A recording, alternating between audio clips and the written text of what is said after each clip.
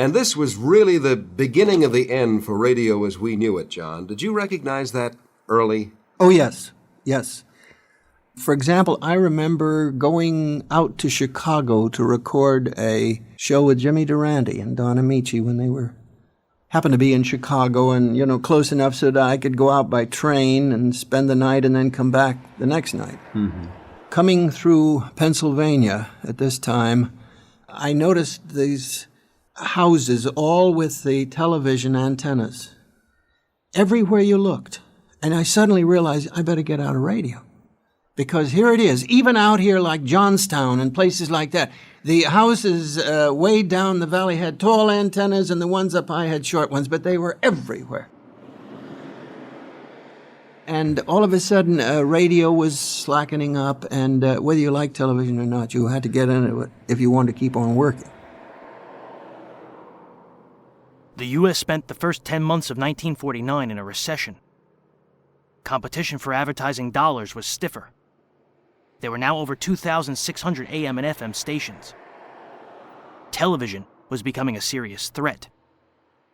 Over 100 TV stations were on the air. Only 2 network radio shows had ratings higher than 20. Just 2 years earlier, they were 15.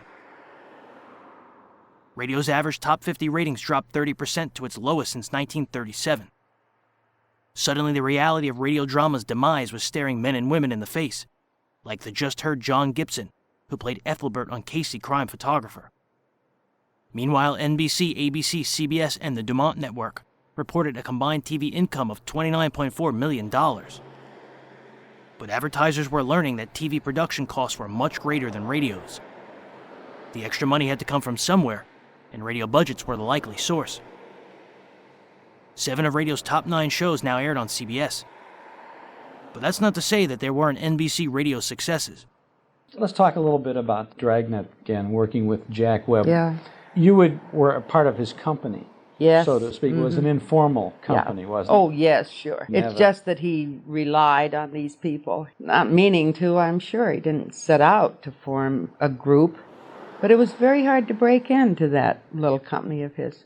It was Vic Perrin and... He looked, I think, for a naturalness on the part of his Oh, actors. yes, he did. And he wanted the audience, whether on radio or television, to identify with these people, or at least to listen to them and say, that is really how this person would sound on that. That being so, strangely, I have done some of the broadest characters I've ever done for Jack. I mean, really broad, far-out characters, except he felt that they were real.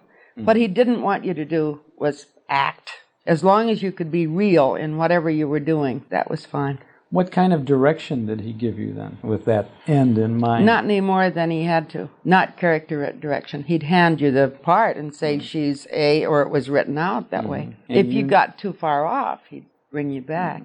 And you knew what was expected of you, and he sure knew did. that you could do what he was looking for. That's so right. It just went. Yeah. How long did it take to do a Dragnet radio show, for example? Would it be a one-day thing? Oh, yeah. A whole day? Half a day? No, not a whole day. Not even a whole day, huh?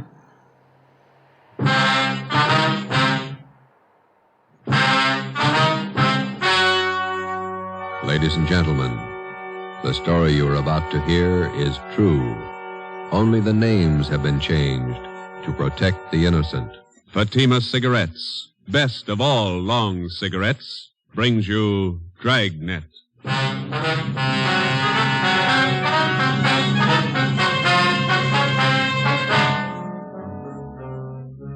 You're a detective sergeant.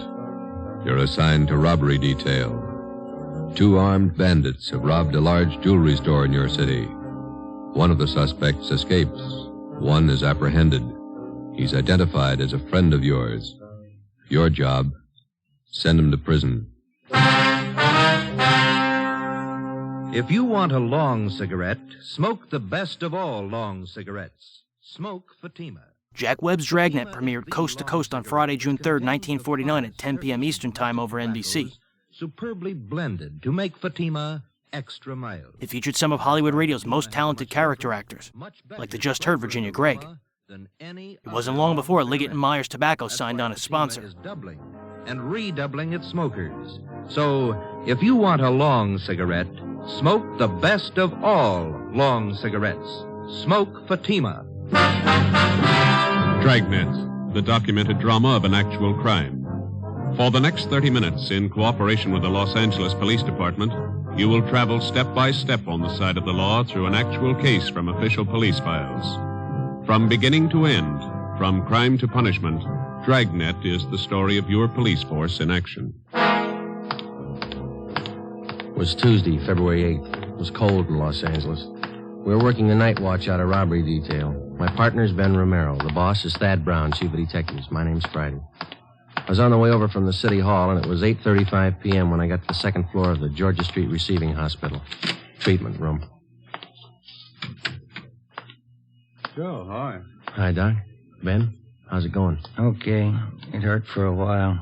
Doc gave me an injection. 1/6 of a grain of morphine, Novocaine injection. Bullet still in your shoulder? Doc's about ready to take it out. As soon as I get the wound cleaned, here's the soap and water, nurse. Alcohol sponge, please. How's it look, Doctor? There's the x-ray. Shallow penetrating wound in the deltoid area. Sludge, larger than the soft tissue right here. Oh, yeah. No bone involvement.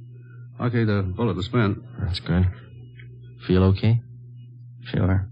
Nurse, methylate applicators, please. Thanks. Let's see now. Where'd you leave Tyler, Joe? Interrogation room. Reynolds and Thompson are with him. Let me have the probe, nurse. Yeah. Feel anything, Romero? No. That's it. You hear that? Hear what? Located the slug with a probe. Oh. Nurse, faucet. Thanks. Here we go. Oh, steady. You call your wife? Oh, she don't worry. Here it is, boys. On the market for evidence? Yeah, give it to me, will you? I will. Nurse, sterile saline solution. Irrigate the wound. No sign of Tyler's partner, huh, Joe? Guy got me? No, not yet, no. Sterile dressings, please. How long did you know this Tyler? Before he went wrong, I mean. I met him in the Army, helped him line up a job when he got out. It's too bad. Sure is funny. Meeting a friend of yours pulled an armed robbery. Must have surprised you, huh? Yeah, kind of. You want me to drive you home when the doc's finished here? Let's go back to the office and talk to Tyler first. Okay. Is that all right, Doc? No. You're staying right here, Romero, till tomorrow morning. If you haven't got a temperature by then, I might release you. Oh, it's only a flesh wound, Doc. I feel all right. I'm not taking any chances with gunshot wounds. If infection set in and you were laid up, I'd have the pension committee to answer to. You're staying here. Sounds like an order. It is. You can pick them up in the P&F ward tomorrow morning. Okay. You gonna need anything, Ben? Yeah. I phoned to tell my wife I won't be home for dinner. His name was Max Tyler, white, male American, age 32. Dark hair, brown eyes, medium build, married, father of twin boys. He was a friend of mine. We served together in the Army overseas, and when the war finished, I came back to my job on the force, and Max went back to his old job. It didn't fit him anymore. He stopped working and started drinking. His wife didn't help much. Max started with small trouble, but it grew fast. On the afternoon of February the 8th, Tuesday, Ben and I surprised two men holding up a Main Street jewelry shop. Shots were exchanged, and Ben received a flesh wound in the shoulder. One of the hold-up men escaped. The other one was apprehended. His name was Max Tyler. Hi, Larry. Hi, Joe. Glad you got here. Tyler says he won't talk to anybody but you. Okay, boy. Thanks for standing by. Sure. I'll be outside if you need anything.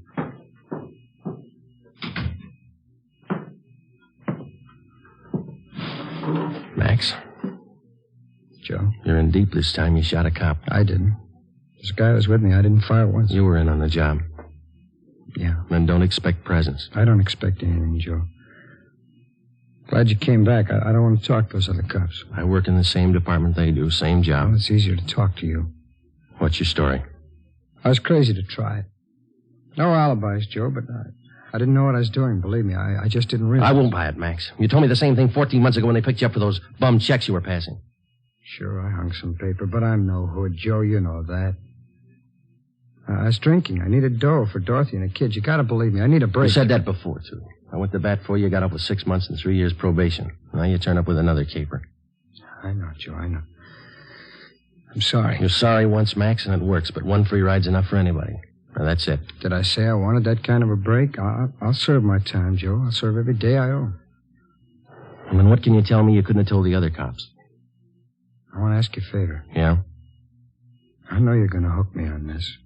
So while I'm doing my time, Dorothy and the kids are staying with relatives out in Inglewood. Well, just keep an eye on them, you know, Joe. I don't mean Doe. Dorothy can work with. Kind of watch out for him, huh?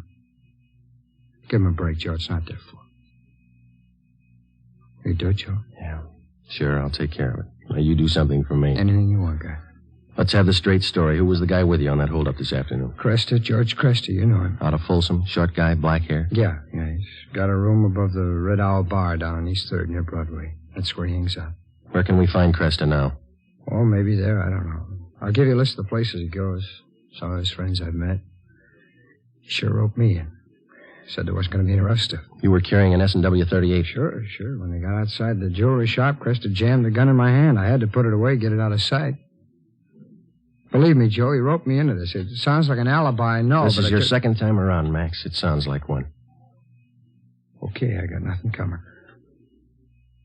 Don't forget about Dorothy and the kids. Huh? I promised you.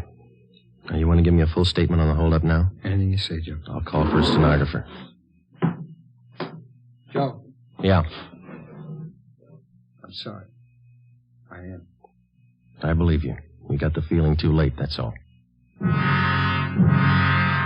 Max Tyler was arraigned in municipal court 2 days later. Bail was set at $10,000. CBS took notice. A month after Dragnet's premiere, they shifted Broadway Is My Beat to Hollywood and put it under Elliot Lewis's direction. For more info on the launch of Dragnet, tune into Breaking Walls episode 111. For more on Elliot Lewis's career, tune into Breaking Walls episode 113. Our informants had no lead on him, and the all-points bulletin containing all the information we had on Cresta brought in nothing.